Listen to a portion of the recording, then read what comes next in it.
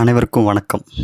எனக்கு பர்சனலா நாம் தமிழர் கட்சிய எதுக்கு பிடிக்கும் அப்டின்னா, ஒரு 15 வருஷமா ஒரு கட்சி மக்களுக்காக போராடி, சிறைக்கு சென்று, எந்த ஒரு பிரச்சனை துப்புரவு பணியாளருக்கு ஒரு பிரச்சனையா, இல்ல ஹைட்ரோ கார்பன் பிரச்சனையா, இல்ல பரந்தூர்ல விமானம் ஏர்போர்ட் ஆரம்பிக்க போறாங்களா? ஸோ எந்த பிரச்சனைனாலும் ஆளா ஓடி ஓடி வந்து நிக்குது பார்த்தீங்களா? அப்படி ஒரு கட்சி பார்த்தீங்கன்னா, தமிழ்நாட்ல நாம் தமிழர் கட்சி தான். அது மட்டும் இல்ல, லைஃப்ல எனக்கெல்லாம் வந்து என்னடா இது வாழ்க்கை அப்படின்னு நினைக்கும்போது, சீமான் அவர்களோட வீடியோ சும்மா யூடியூப்ல போயிட்டு ஏதாவது ஒண்ணு எடுத்து பார்த்தோன்னு வச்சுக்கோங்களேன், அப்படி ஒரு மோட்டிவேஷனா இருக்கும். தனிப்பட்ட முறையிலும் சரி, அவரோட பொது வாழ்க்கைய அவரே ஒரு ரோல் மாடலா வாழ்ந்துட்டுருக்காரு.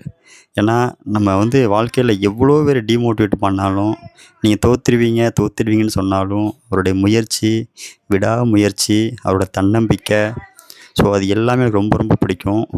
அவர் இடத்துல யாரா இருந்தாலும் ஒரு கட்டத்தில மக்கள கண்டிப்பா அடகு வச்சுட்டு, யார்ட்டயாவது வித்துட்டு, நல்லா கல்லா கட்டிட்டு கிளம்பியிருப்பாங்க. ஆனா, நாம் தமிழர் கட்சி தலைவர் சீமான் அவர்கள் கண்டிப்பா அத பண்ணவே இல்ல. இப்போ வரைக்கும் அத பண்ணல. அப்படிங்கிறது தான் அவர் ஜெயிக்காததுக்கு ஒரே ரீசன் அப்படிங்கிறது பார்த்தாலே தெரியுது. ரொம்ப நேர்மையானவன். கொஞ்சம் லேட்டா தான் ஜெயிப்பான். கண்டிப்பா ஒரு நாள் ஜெயிப்பான்.